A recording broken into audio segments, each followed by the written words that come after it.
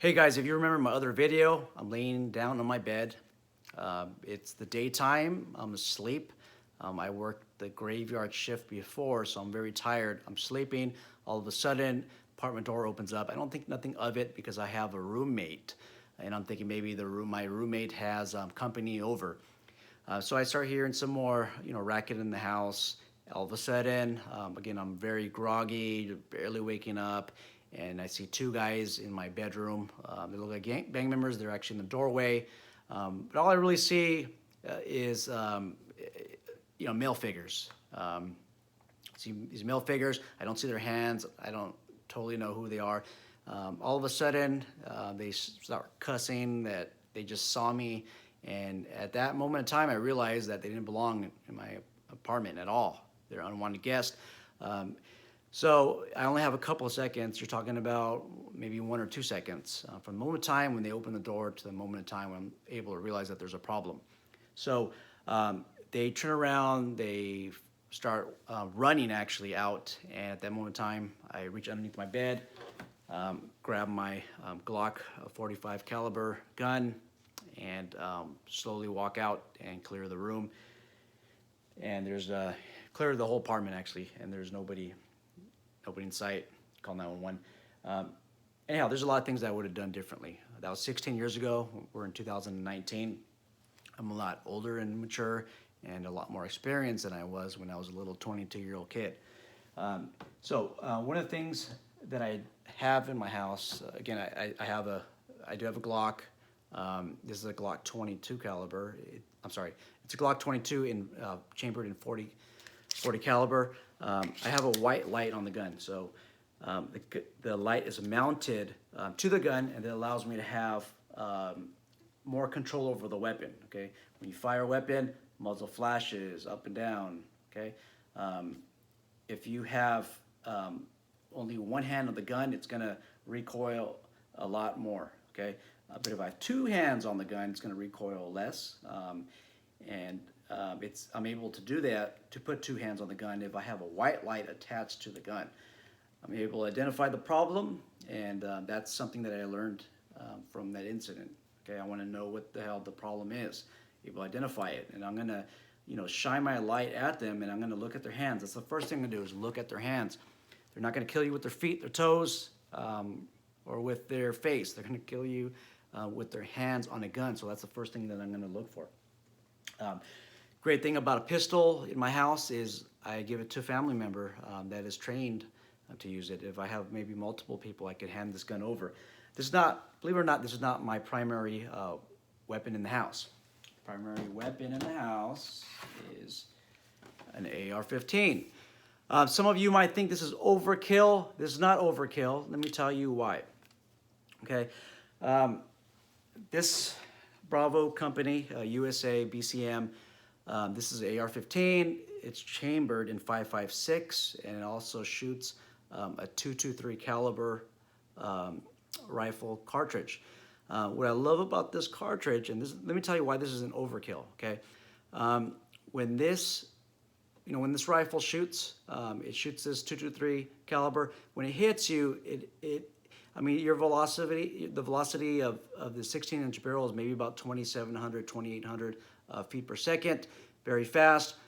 You see this little plastic tip on top of the bullet, or actually it's encased inside the bullet. This allows the bullet to expand, okay, and it allows rapid expansion. So what you get is a big hole in your target, whatever you want to hit. That is going to create a huge hole. Okay.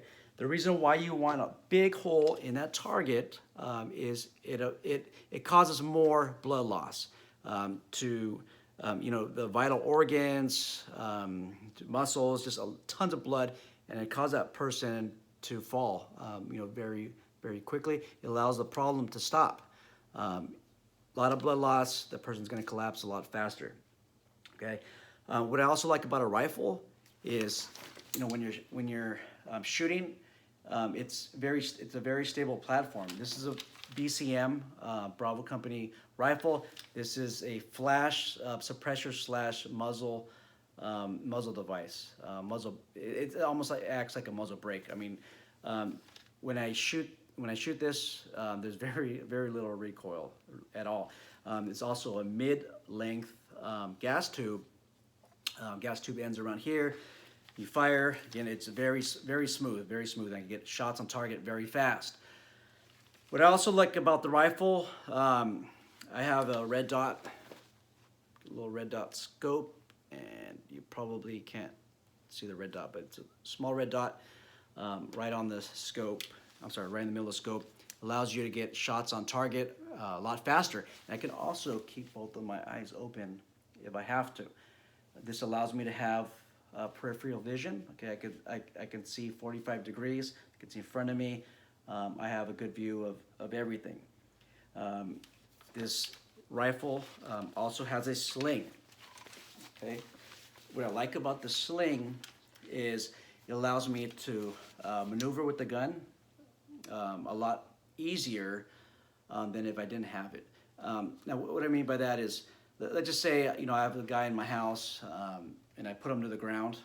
Verbally, I tell him, hey, get your face on the ground, don't move.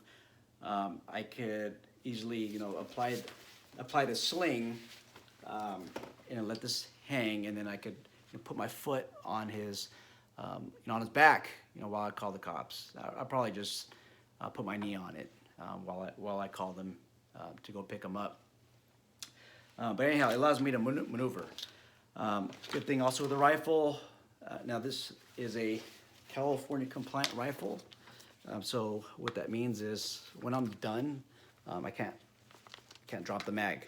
Can't drop the mag, and I'm limited to 10 rounds, which sucks. Okay, it sucks. Can't do anything about it, but other than move to another state. But this is not a Second Amendment video. It's stuck. So the rifle, at least, I know I'm not gonna have time to reload when I have somebody in my house. At least use this thing as an impact weapon. I could at least do that. With a pistol, okay, use it as an impact weapon.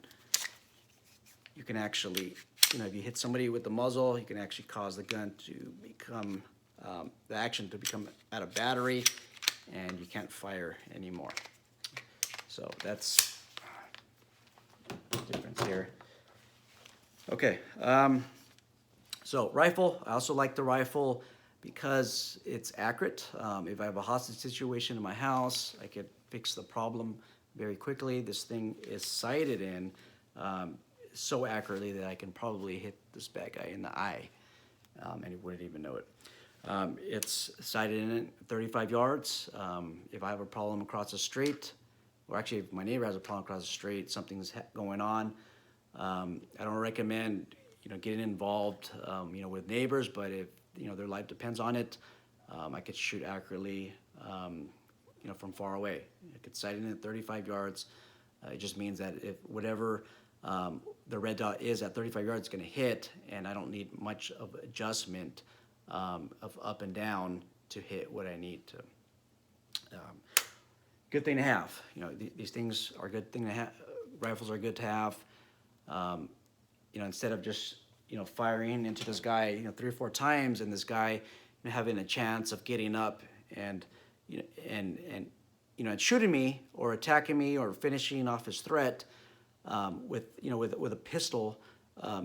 Pistol rounds, they're not that great at putting somebody down. They're not that great at of stopping the threat, unless you hit them exactly in the vital area. But with the rifle, you get hit with one of these, it causes so much blood loss that the person's gonna fall and it's probably not gonna get up.